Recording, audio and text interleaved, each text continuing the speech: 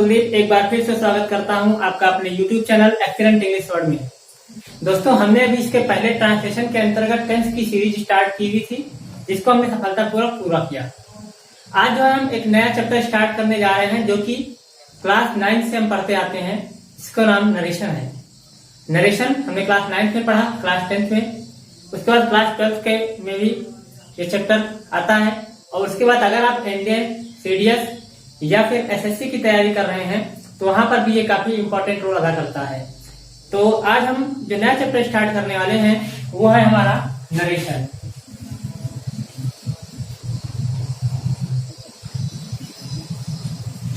Narration होता क्या है दोस्तों?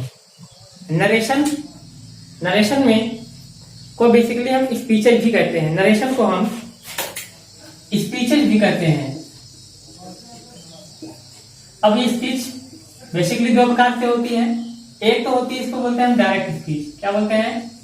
Direct speech.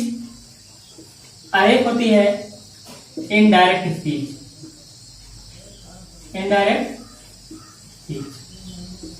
अब डायरेक्ट क्या होता है और इनडायरेक्ट स्पीच क्या होती है? डायरेक्ट स्पीच वो होता है यानी जिसमें हम वक्ता के कहे हुए कथन को उसी के शब्दों में व्यक्त करते हैं, वो डायरेक्ट स्पीच कहलाता है। जिसमें जो है, और इनडायरेक्ट स्पीच क्या है? जब कोई वक्ता के कहे हुए कथन को उसी के शब्दों में व्यक्त न करके उसे अपने शब्दों में व्यक्त करता है, तो इसे हम इनडायरेक्ट स्पीच कहते हैं। यानी अगर साधारण से देखा जाए तो इसका मतलब होगा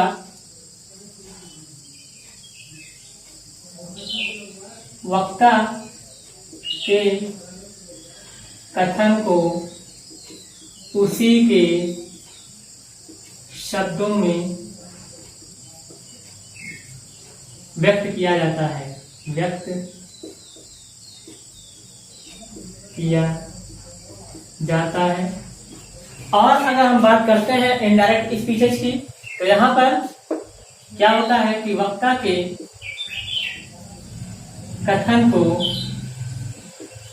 अपने शब्दों में व्यक्त किया जाता है। इसे हम हिंदी में डायरेक्ट स्पीच को प्रत्यक्ष कथन और इनडायरेक्ट स्पीच को अप्रत्यक्ष कथन भी कहते हैं। डायरेक्ट स्पीच क्या है कि जब हम वक्ता के कहे गए कथन को उसी के शब्दों में व्यक्त करें, यानी जैसा वो बोल रहा है वैसा ही अगर हम बोलते हैं तो हमारा डायरेक्ट स्पीच हो जाता है।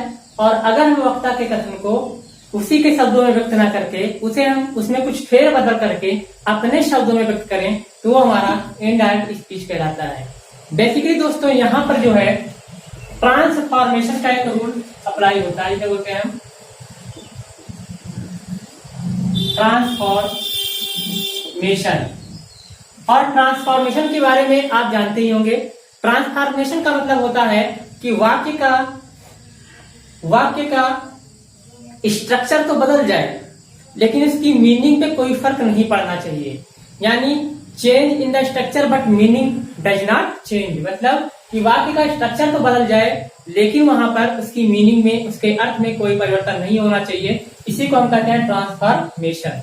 तो आइए हम एक वाक्य को लिख करके देखते हैं। डायरेक्ट स्पीच का एक वाक्य। इनडायरेक्ट स्पीच क्या होता है कि वक्ता के कथन को अपने शब्दों में व्यक्त किया जाता है। तो हम जानते हैं कि बेसिकली 5 तरीके के सेंटेंसेस के बारे में हमने पढ़ा है, और उसमें सबसे पहले आता है अफर्मेटिव सेंटेंस। तो आइए देखते हैं कि हम किस तरीके से डायरेक्ट से इनडायरेक्ट में चेंज करते हैं। सबसे पहले हम पढ़ेंगे अफर्मेटिव सेंटेंसेस के बारे में। अफर्मेटिव सेंटेंस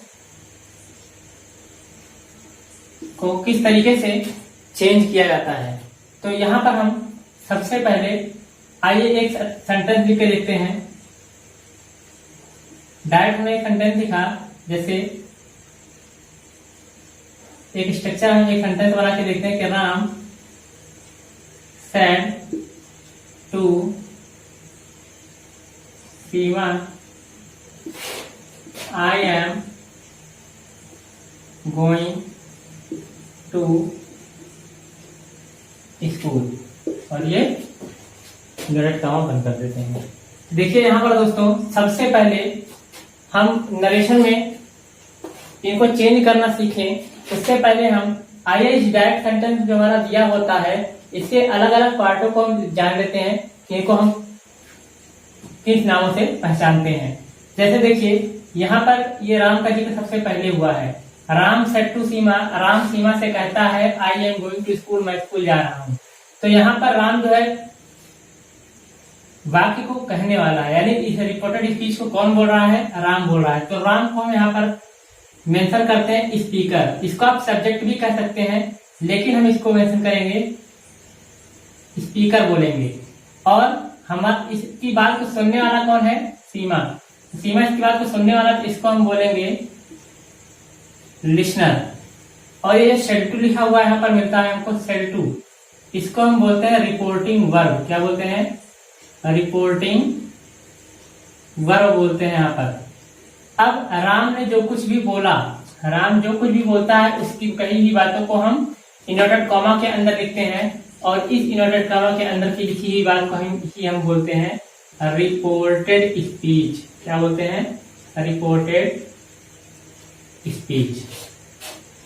अब हमने इसको देखिए, हम चाहे तो इसको सब्जेक्ट कह सकते हैं, इसको ऑब्जेक्ट कह सकते हैं, लेकिन अगर हम रिपोर्टेड स्पीच में भी देखें तो यहाँ पर हमको ये लिखा हुआ सब्जेक्ट मिलता है।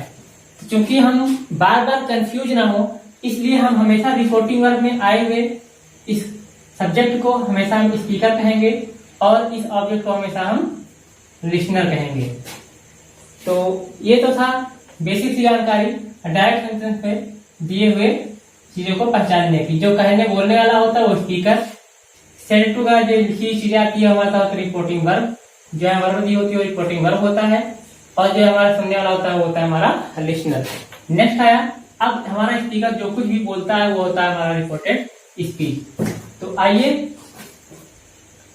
अब हम इनको चेंज करना सीखते हैं कि किस तरीके से हम रिपोर्ट डायरेक्ट से इनडायरेक्ट में चेंज कर सकते हैं।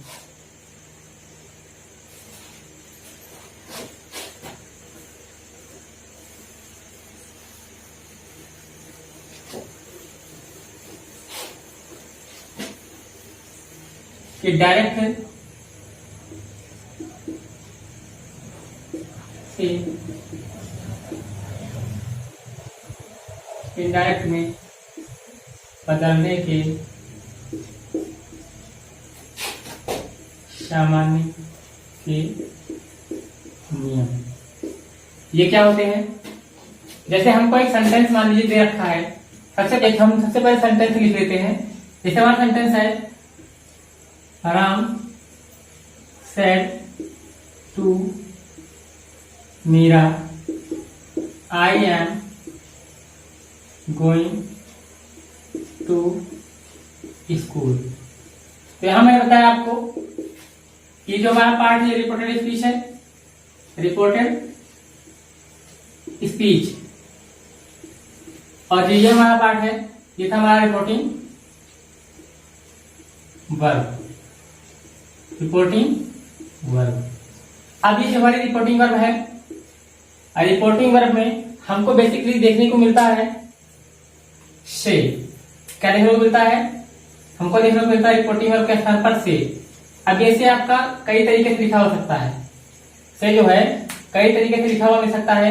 ये हो सकता है आपका से, यह लिखा हो सकता है सेज, यह लिखा हो सकता है सेड, यह लिख सकता है विल से।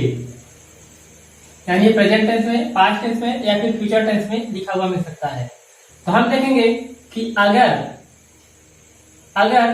रिपोर्टिंग वर्ब के बाद लिसनर हमको लिखा हुआ मिलता है, यानी कि अगर रिपोर्टिंग वर्ब के बाद हमको लिसनर लिखा हुआ नहीं मिलता है, अगर रिपोर्टिंग वर्ब के बाद लिसनर नहीं लिखा हुआ है तो हम इन रिपोर्टिंग वर्ब को चेंज नहीं करते हैं। इसका मतलब क्या है, से को हम से ही रहने देते हैं, सेज को सेज ही लिखा जाता है, सेड को सेड ही रहने दिया जाता है, और विल से को विल से ही रहने दिया जाता है। लेकिन यदि यदि इस से के बाद हमको लिखा हुआ मिलता है लिसनर, तो लिसनर के पहले मेंशन होगा हमारा टू। यानी कि अगर इस से के बाद यहाँ पर जो शेड लिखा है इसके बाद अगर लिसनर हमको लिखा हुआ मिले तो उसके पहले जरूर ही लगा रहेगा टू। तो अगर टू लिखा हुआ है तो वहां पर हम किस तरीके से इस सेल को चेंज करते हैं, तो से हमारा चेंज हो जाता है, हो जाता है टेल में, से चेंज हो जाएगा टेल में। यानी टू प्लस लिसनर है तो हमारा से बदल जाएगा टेल में, से बदल जाएगा टेल्स में, सेड बदल जाएगा टोल्ड में, और विल से बदल जाएगा विल टेल में। इस तरीके से हमारा रिपोर्टिंग वर्ब चेंज होता है। यहां पर एक चीज हमको और देखने को मिलती है जो कि हमारा रिपोर्टिंग वर्ब, जिसको हम ये हमारा क्या है सब्जेक्ट को हमें क्या बताया था अभी लिसनर। तो लिसनर हमेशा चेंज नहीं होता, ना तो हमको स्पीकर को चेंज करना है और ना ही हमें लिसनर को चेंज करना है। तो उसके बाद बात आती है इन्वर्टेड कामा को हटाने की। तो इसके स्थान पर हम क्या करते हैं, आइए हमने अभी रिपोर्टिंग वर्ब किस तरीके से चेंज होती है इसको हमने सीखा। अब दोस्तों आप देखते हैं कि किस तरीके से हम रिपोर्टेड स्पीच को चेंज कर सकते हैं।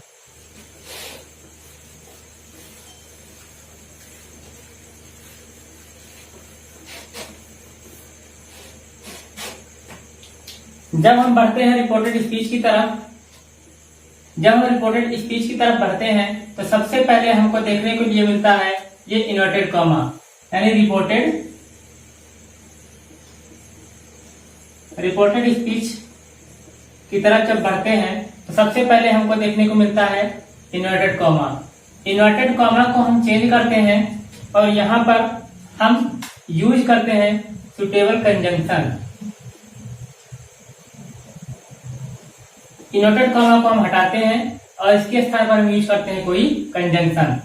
अब चूंकि हम सबसे पहले हम जो पढ़ रहे हैं, हम पढ़ रहे हैं अफर्मेटिव सेंटेंस। हम क्या पढ़ रहे हैं, हम अफर्मेटिव सेंटेंसेस को चेंज करना सीख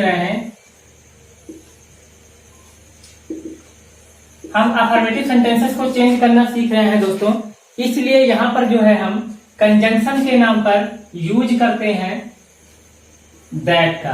कंजंक्शन के नाम पर इन्वर्टेड कॉमा को हटाते हैं और कंजंक्शन के नाम पर वहां पर हम दैट का यूज करते हैं। जब उसके और आगे बढ़ते हैं तो हम देखते हैं कि हमको सबसे पहले लिखा हुआ मिलता है कोई प्रोनाउन।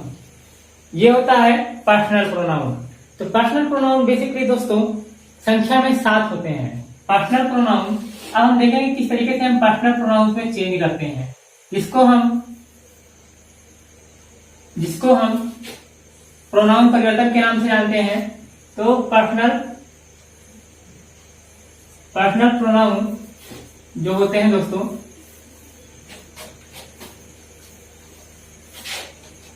आइए देखते हैं अब हम प्रोनाउन में परिवर्तन कैसे होता है। प्रोनाउन में परिवर्तन कैसे करते हैं दोस्तों। तो यहाँ पर जो पर्सनल प्रोनाउन होता है बेसिकली वो संख्या में 7 होते हैं। कौन कौन से होते हैं, सबसे पहले मिलता है हमको आई, माई और मी। नेक्स्ट होगा वी, आवर, अस। नेक्स्ट मिलता है यू, योर और यू। नेक्स्ट मिलेगा हमें ही, हिज और हिम। नेक्स्ट हो जाएगा सी, हर,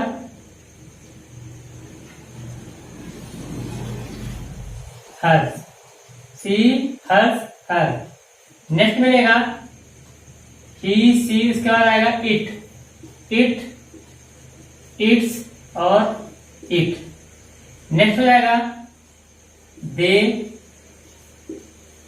देम, दे, देयर और देम। ये बेसिकली पर्सनल प्रोनाउन संख्या में 7 होते हैं। तो यहाँ पर हम देखेंगे कि किस तरीके से आए हुए प्रोनाउंस में हम परिवर्तन करते हैं। तो अगर देखिए हमारा जो प्रोनाउन है वो है फर्स्ट पर्सन प्रोनाउन। अगर हमारा आया हुआ जो प्रोनाउन है वो फर्स्ट पर्सन प्रोनाउन है, जैसे आई, मी, माई या वी, आवर, अस, ये होता है फर्स्ट पर्सन प्रोनाउन। सबसे पहले ये देख लेते हैं, हम समझ लेते हैं कि फर्स्ट पर्सन प्रोनाउन क्या होता है, सेकंड पर्सन प्रोनाउन क्या होता है और थर्ड पर्सन क्या होता है। जैसे कक्षा में दो लोगों के बीच बात हो रही है, जैसे एक राम है और एक श्याम, या दो लोगों के बीच बात हो रही है, तो अगर मैं कोई चीज कह रहा हूं, इसका मतलब अगर मैं कोई चीज कह रहा हूं तो मैं हुआ फर्स्ट पर्सन और आप मेरी बात को सुन रहे हैं तो आप है सेकंड पर्सन, यानी यू हो जाता है हमारा सेकंड पर्सन। और अगर मैं और आप मिलकर किसी तीसरे व्यक्ति की बात कर रहे हैं तो जो तीसरा व्यक्ति होता है वही हमारा होता है थर्ड पर्सन। तो फर्स्ट पर्सन में आता है हमारा आई, मी, माई, वी, आवर, अस, तो ये हमारा होता है फर्स्ट पर्सन, इसे हम बोलते हैं फर्स्ट पर्सन। उसके बाद ये जो यू होता है हमारा, इसको हम बोलते हैं सेकेंड पर्सन। यू होता है हमारा सेकेंड पर्सन।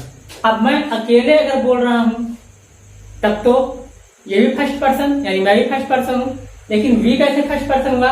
अगर हम सब मिलकर कोई बात कह रहे हैं तो वी भी इस तरीके से हमारा फर्स्ट पर्सन ही होता है। आई सिंगुलर की तरह यूज होता है और वी प्लूरल की तरह। यू जो होता है वो सेकेंड पर्सन होता है। उसके बाद आता है थर्ड पर्सन की बात, जो कि कन्वर्सेशन में शामिल नहीं होते हैं, यानी कोई तीसरा व्यक्ति जिसके बारे में मैं और आप मिलकर बात कर रहे होते हैं। तो ये होता है हमारा थर्ड पर्सन। ये है हमारा ही, सी, इट, हिज, हर, ये सारी चीजें आपको दिखाई पड़ रही हैं, ये है हमारा थर्ड पर्सन। थर्ड पर्सन को ही हम बेसिकली, क्योंकि ये कन्वर्सेशन में यहाँ पर लिप्त नहीं होता, यानी ये कोई थर्ड पर्सन होता है जिसके बारे में बात की जा रही होती है, वो हमारे इन चीजों में मेंशन तो होता है, कहीं ना कहीं मेंशन किया होता है, लेकिन वो डायरेक्ट रूप से वार्तालाप पे शामिल नहीं होता है। जैसे वार्तालाप में शामिल नहीं होता है। तो इस तरीके से चूंकि ये फर्स्ट पर्सन होता है, तो फर्स्ट पर्सन कौन होता है? स्पीकर होता है, बोलने वाला होता है। इसलिए हम फर्स्ट पर्सन को चेंज करते हैं किसके अकॉर्डिंग? स्पीकर के अकॉर्डिंग। जो सेकंड पर्सन होता है, जो हमारा सेकंड पर्सन होता है, सेकंड पर्सन को हम चेंज करते हैं। कौन होता है सेकंड पर्सन? सेकंड पर्सन वो होता है जो हमारी बातों को सुन रहा होता है। अगर मैं कोई चीज कह रहा हूं और आप मेरी बात को सुन रहे हैं, इसलिए आपका सेकंड पर्सन, तो सेकंड पर्सन के स्थान को हम चेंज करते हैं लिसनर के अकॉर्डिंग। और जो थर्ड पर्सन होता है, थर्ड पर्सन बेसिकली यहाँ पर नॉन एक्टिव पर्सन होता है, इसको हम नॉन एक्टिव पर्सन भी कहते हैं। और ये बेसिकली नो चेंज होता है, नो चेंज होता है, यानी कि थर्ड पर्सन को हम चेंज नहीं करते हैं। तो ये तो था हमारा प्रोनाउन परिवर्तन से संबंधित बातचीत। उसके बाद जो बात आती है वो है हमारी इस टेंस के, यहाँ पर जो हमारी हेल्पिंग वर्ब लगी हुई है एम, इसके यानी कि ये टेंस किस तरीके से चेंज होता है। तो आइए हम देखते हैं कि किस तरीके से रिपोर्टेड स्पीच में आए हुए टेंस को हम चेंज करते हैं। दोस्तों स्क्रीन को मिटा देते हैं। अब हम देखते हैं कि किस तरीके से रिपोर्टेड स्पीच में आए हुए टेंस में परिवर्तन किया जाता है। तो इसके लिए हमको जो रूल पर ज्ञात है, हम ये जानते हैं कि अगर रिपोर्टेड स्पीच में आया हुआ, रिपोर्टेड स्पीच में के टेंस को बदला जाता है किसके अकॉर्डिंग? रिपोर्टिंग वर्ब के अकॉर्डिंग। यानी अगर रूल क्या कहता है? रूल कहता है कि अगर हमारा रिपोर्टिंग वर्ब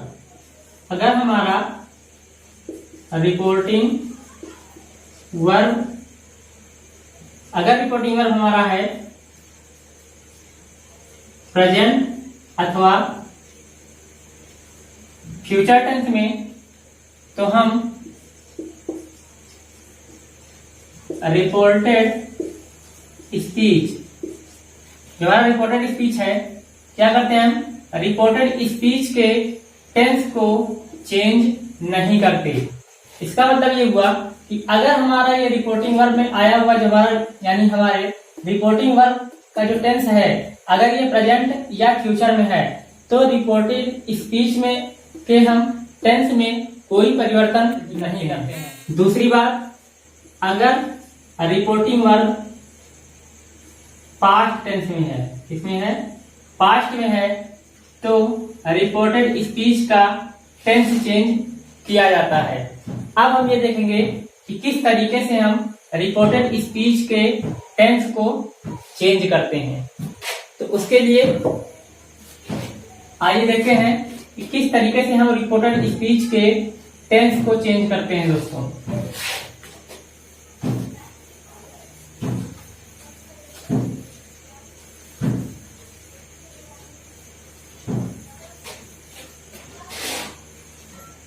हम यहां देखते हैं दोस्तों,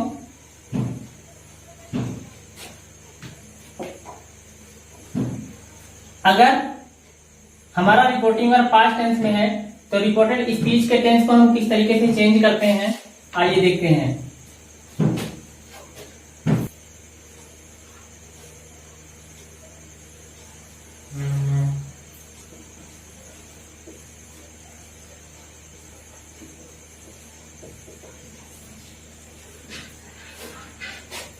अगर हमारी रिपोर्टेड स्पीच सबसे पहले नंबर 1, अगर ये है हमारी प्रेजेंट टेंस में, प्रेजेंट इंडेफिनिट में, तो इंडाइरेक्ट में चेंज करते हैं तो ये हमारा बदल जाता है करस्पॉन्डिंग पास्ट में। यानी अगर ये प्रेजेंट के इंडेफिनिट में है तो ये बदल जाता है हमारा पास्ट के इंडेफिनिट में।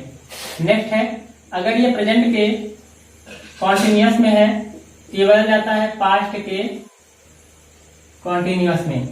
अगर ये प्रेजेंट के परफेक्ट में है तो ये भी हमारा बदल जाता है पास्ट के परफेक्ट में। अगर यही हमारा प्रेजेंट के परफेक्ट कॉन्टिन्यूअस में है तो इसको हम चेंज करेंगे पास्ट परफेक्ट कॉन्टिन्यूअस में।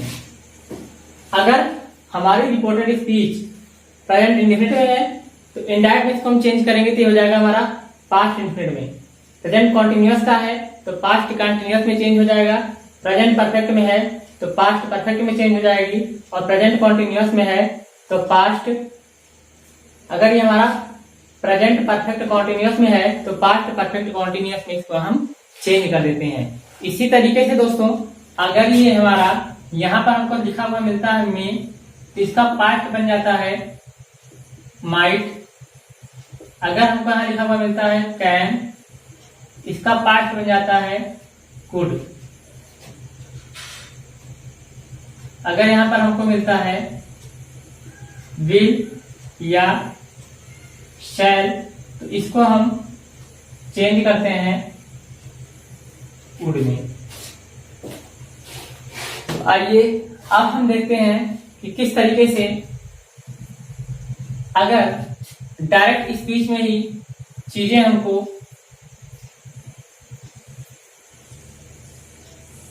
पास्ट में लिखी हुई मिले।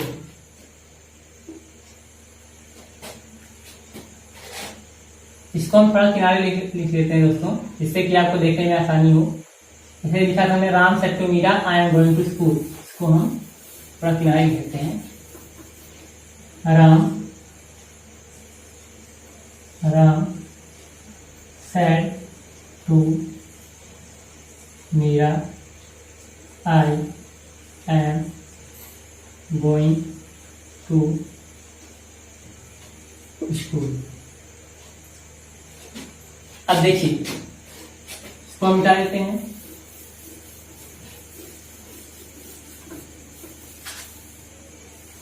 अगर हमारा मे है तो माइट में जाता है, कैन है तो कुड में हो जाता है, विल या शैल दिया है तो हमारा वुड में हो जाता है। इस तरीके से अगर हमको यहाँ पर लिखा हुआ मिलता है, अगर हमारा सेंटेंस ये है पास्ट इंडिफिनिट में।